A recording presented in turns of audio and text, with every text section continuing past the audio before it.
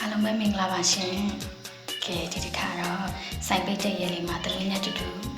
စိုင်ကယ်လျှောက်စီးမှာပဲဖြစ်ပါတယ်ရှင်။ဒါလေးကတော့ရက်ွက်ထဲကလမ်းလေးပေါ့။ကဲဟိုးမလေးစီပိန်လေးတွေကလမ်းပြီးငန်းလေးရ။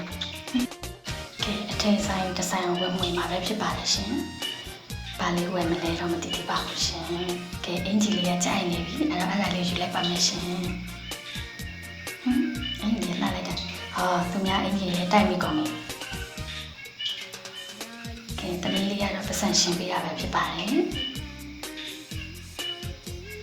သူကတော့မဝယ်ဘူးပေါ့နော်။မေမေပဲဝယ်လိုက်ပါတယ်။ကဲပြန်ပါပြီ။လက်ထဲမှာတော့အနုပ်ပဲရှိတော့တယ်။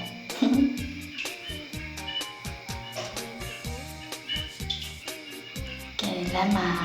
ကိုယ့်ရဲ့ဗီနိုင်းကြော်ညာလေးကတ်ထားတာလေးတွေ့လို့ရိုက်ခဲ့ပါသေးတယ်ရှင်။